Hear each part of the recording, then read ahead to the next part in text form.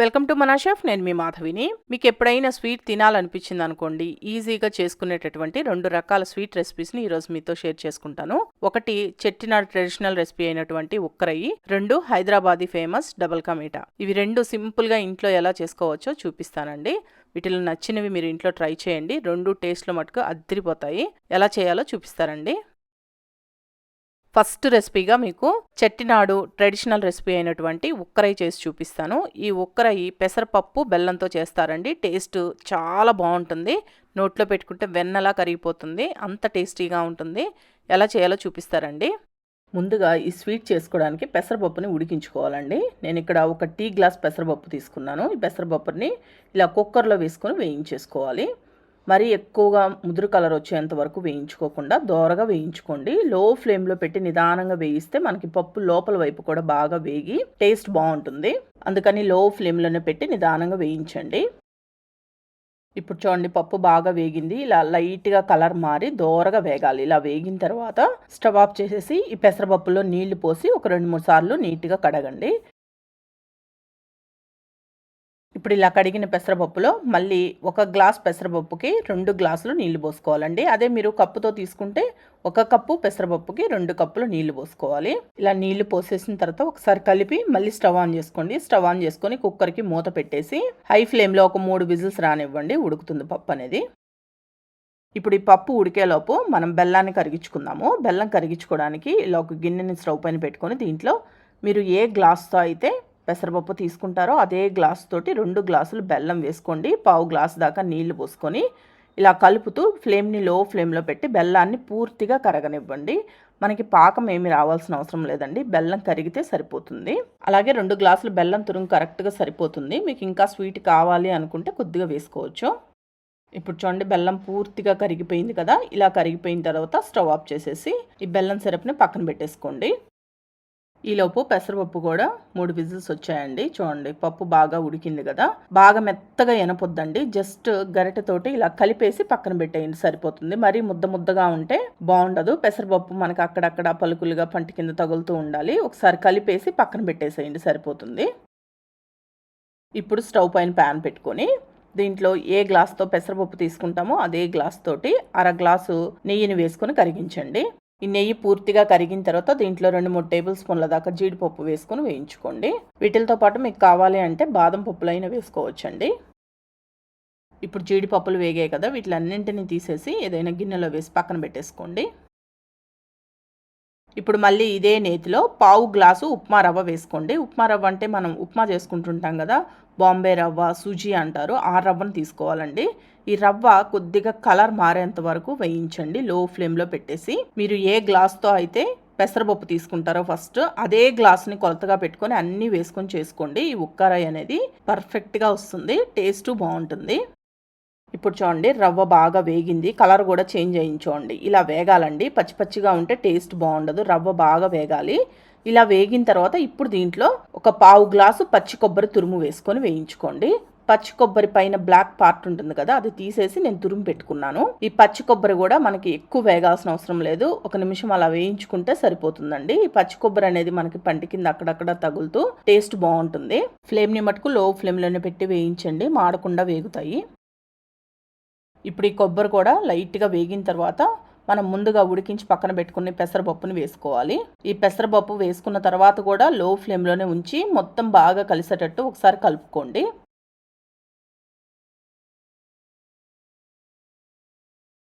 ఇలా పప్పు అనేది బాగా కలిసిపోయిన తర్వాత ఇప్పుడు దీంట్లో మనం ముందుగా బెల్లం సిరప్ చేసి పెట్టుకున్నాం కదా, ఆ బెల్లం సిరప్ని ఇలా వడగట్టుకొని ఈ పెసరపప్పులో వేసుకోండి. వడగట్టేస్తే మనకి నలకలు ఏమన్నా ఉన్నా పోతాయి. బెల్లం సిరప్ మొత్తం వేసుకున్న తర్వాత లో ఫ్లేమ్లోనే ఉంచి ఇలా కంటిన్యూస్గా కలుపుతూ ఉండండి. ఫస్ట్ మీకు కాస్త లూజ్గా అయినట్టు అనిపిస్తుంది కదా, కలుపుతూ ఉన్నారంటే కాస్త గట్టి పడుతూ వస్తుంది. దీంట్లో మళ్ళీ నెయ్యి ఏం వేయాల్సిన అవసరం లేదండి. 1/2 గ్లాస్ నెయ్యి కరెక్ట్గా సరిపోతుంది. లేదు మీకు సరిపోలేదు అనిపిస్తే ఇంకొద్దిగా వేసుకొని కలుపుకోండి. ఇలా కాస్త గట్టిపడింది అనుకున్న తర్వాత దీంట్లో ఒక 1/2 టీ స్పూన్ యాలకుల పొడి వేసుకొని కలుపుకోండి. ఇప్పుడు చూడండి, ఇలా వస్తే సరిపోతుందండి. మరి ఎక్కువ గట్టిగా వచ్చేసింది అనుకోండి, ఆరేటప్పటికి మీకు గట్టి ముద్దలాగా అయిపోతుంది. ఈ విధంగా ఉన్నప్పుడే స్టవ్ ఆఫ్ చేసేసారంటే ఆరేటప్పటికే కాస్త సాఫ్ట్గా తినడానికి బాగుంటుంది. ఆరిన తర్వాత కాస్త గట్టి పడుతుంది కాబట్టి ఇలా ఉన్నప్పుడు స్టవ్ ఆఫ్ చేసేసి మనం ముందుగా వేయించి పెట్టుకున్న ఈ జీడిపప్పులను వేసి మొత్తం బాగా కలిపేసుకుంటే సరిపోతుంది. అంతే అండి, చాలా సింపుల్ కదా చేసుకోవడం. ఈ కొలతలతో కరెక్ట్గా వేసుకొని చేసుకున్నారంటే సూపర్గా వస్తుంది టేస్ట్. ఒకసారి ట్రై చేయండి. చెట్టినాడు స్పెషల్ స్వీట్ ఉక్కరై రెడీ అయిపోయింది. దీన్ని ఇప్పుడు సర్వ్ చేసుకుందాం. ఇది దేవుడికి నైవేద్యంగాను పెట్టొచ్చు మీరు, లేదు మీకు ఎప్పుడైనా స్వీట్ తినాలనిపించినప్పుడు చాలా ఈజీగా చేసుకోవచ్చు. ట్రై చేసి టేస్ట్ ఎలా ఉందో చెప్పండి. ఇప్పుడు రెండవ రెసిపీగా డబల్ కా మీఠా చేసి చూపిస్తాను. రెగ్యులర్గా మనం ఇంట్లో వాడే బ్రెడ్ తోటే డబల్ కా మీఠా ఎలా చేసుకోవచ్చో చూపిస్తాను. ఫస్ట్ నేను ఇక్కడ 10 బ్రెడ్ స్లైసెస్ తీసుకున్నానండి. మిల్క్ బ్రెడ్నే వాడుతున్నాను నేను ఇక్కడ. మామూలుగా అయితే డబల్ కా మీఠా చేసుకోవడానికి బ్రెడ్ వేరేగా ఉంటుందండి, కొద్దిగా గట్టిగా ఉంటుంది, ఆ బ్రెడ్ని వాడతారు. ఆ బ్రెడ్ ఎక్కువగా స్వీట్ షాపుల్లో దొరుకుతుందండి.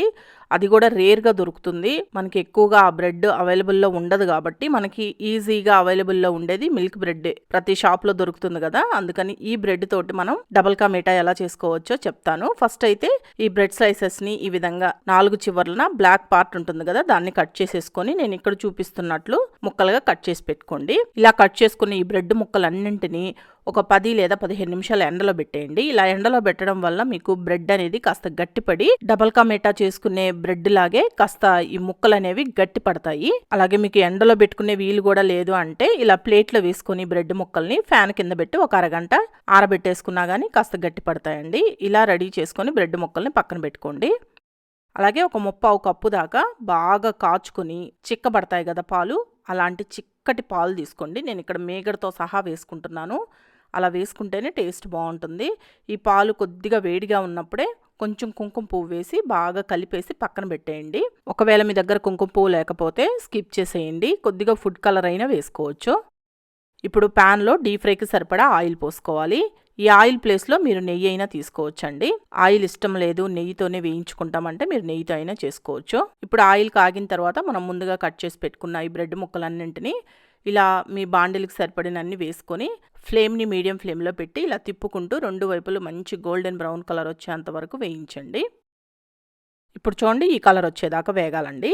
ఇలా వేయించేసుకున్న తర్వాత ఈ బ్రెడ్ ముక్కలన్నింటినీ ఆయిల్లో నుంచి తీసేసి ఏదైనా బౌల్లో వేసుకొని పక్కన పెట్టేసుకోండి. సేమ్ ఇదే విధంగా మిగిలిన బ్రెడ్ ముక్కలన్నింటినీ వేయించుకోవాలి. ఇలా వేయించుకున్న బ్రెడ్ ముక్కలన్నింటినీ బౌల్లోకి తీసుకొని పక్కన పెట్టేసుకోండి. ఇప్పుడు ఈ బ్రెడ్ ముక్కలన్నీ వేయించిన తర్వాత ఆయిల్ మిగులుతుంది కదండి, ఇదే ఆయిల్లో 2 లేదా 3 టేబుల్ స్పూన్ల దాకా జీడిపప్పులు కూడా వేసుకొని వేయించుకోండి. ఈ కలర్ వచ్చేదాకా వేయించేసి వీటిని తీసి ఒక గిన్నెలో వేసి పక్కన పెట్టేసుకోండి. సేమ్ మళ్ళీ ఇదే ఆయిల్లో 2-3 టేబుల్ స్పూన్ల దాకా ఎండు ద్రాక్షను కూడా వేసి వేయించేసి ఎండు ద్రాక్ష ఇలా కలర్ మారేంత వరకు వేగిన తర్వాత వీటిని కూడా తీసేసి ఒక గిన్నెలో వేసి పక్కన పెట్టేసుకొని ఈ ప్యాన్ తీసి పక్కన పెట్టేసుకోండి. ఇప్పుడు స్టవ్ పైన మరొక ప్యాన్ పెట్టుకొని దీంట్లో 1.5 కప్పు చక్కెర వేసుకుంటున్నానండి.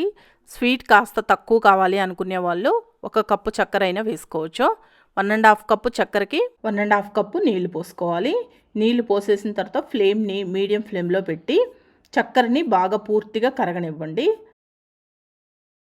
ఇప్పుడు చూడండి, చక్కెర పూర్తిగా కరిగిపోయింది కదా. ఇలా కరిగిన తర్వాత ఫ్లేమ్ని మీడియం ఫ్లేమ్లోనే ఉంచి ఒక 3-4 నిమిషాలు ఈ చక్కెర నీళ్ళని బాగా మరగనివ్వండి. ఇప్పుడు 3-4 నిమిషాల తర్వాత చక్కెర పాకం అనేది ఇలా వస్తుందండి. మనకి ఎక్కువ పాకం రావాల్సిన అవసరం లేదు, జస్ట్ మనం వేళ్ళతో పట్టుకుంటే మనకి జిగురుగా తగలాలి, అలా వస్తే సరిపోతుంది. మరి ఎక్కువ రానివ్వకూడదు. అలా పాకం వచ్చిన తర్వాత ఇప్పుడు మనం వేయించుకున్న ఈ బ్రెడ్ ముక్కల్ని ఈ విధంగా వేసుకోండి. ఫ్లేమ్ని లో ఫ్లేమ్లో పెట్టండి. బ్రెడ్ ముక్కలు వేసిన తర్వాత బాగా ఈ పాకాన్ని బ్రెడ్ ముక్కలు పీల్చుకొని సాఫ్ట్గా అవుతాయి. అలాగే మీరు తీసుకునే ప్యాన్ కూడా కాస్త వెడల్పుగా ఉన్న ప్యాన్ తీసుకోండి. బ్రెడ్ ముక్కలు అనేవి షుగర్ సిరప్ను పీల్ చేసుకున్న తర్వాత కాస్త మెత్తపడతాయి కదా, అప్పుడు మరీ చిదిరిపోయి ముద్దగా అవ్వకుండా ఉంటుంది. ఇలా ఈ బ్రెడ్ ముక్కలన్నింటిని వేసిన తర్వాత ఫ్లేమ్ని లో ఫ్లేమ్లో పెట్టి ఇలా కలుపుతూ బ్రెడ్ ముక్కలు అనేవి షుగర్ సిరప్ని పీల్చుకునేంత వరకు ఉడికించండి. ఇప్పుడు చూడండి, షుగర్ సిరప్ని బాగా పీల్చేసుకున్నాయి కదా బ్రెడ్ ముక్కలు. ఇలా ఉడికిన తర్వాత ఇప్పుడు దీంట్లో మనం ముందుగా కుంకుమ పువ్వు వేసి పెట్టుకున్న పాలు ఉన్నాయి కదా, ఆ పాలు మొత్తాన్ని పోసుకొని నిదానంగా కలుపుతూ ఉడికించండి. 1-2 నిమిషాలు అంతే, ఎక్కువ అవసరం లేదండి. మరీ డ్రైగా అయిపోయినా కానీ మనకి ఆరేటప్పటికే డబల్ కా మీఠా అనేది పొడిలాడుతూ వస్తుంది, డ్రై అయిపోతుంది. కాస్త ముద్దగా ఉన్నప్పుడే మనం స్టవ్ ఆఫ్ చేసుకోవాలి. ఈ పాలు పోసేసిన తర్వాత మరీ ఎక్కువసేపు ఉడికించాల్సిన అవసరం లేదు, జస్ట్ ఒక 2 నిమిషాలు ఉడికిస్తే సరిపోతుందండి. ఇప్పుడు చూడండి ఇలా పాలు మొత్తాన్ని పీల్ చేసుకున్న తర్వాత స్టవ్ ఆఫ్ చేసేసి లాస్ట్గా ఒక టేబుల్ స్పూన్ నెయ్యి, ఒక హాఫ్ టీ స్పూన్ యాలకుల పొడి వేసుకొని కలిపేసుకొని దీంట్లోనే ముందుగా మనం వేయించి పెట్టుకున్న జీడిపప్పు, కిస్మిస్, మీకు ఇంకా ఇష్టమైతే ఇలా సన్నగా కట్ చేసిన బాదం పప్పులు, పిస్తా పప్పులు కూడా వేసుకోవచ్చు. ఇంకా మీకు నచ్చితే కొద్దిగా కోవా వేసుకోండి, ఇంకా భలే ఉంటుంది టేస్ట్.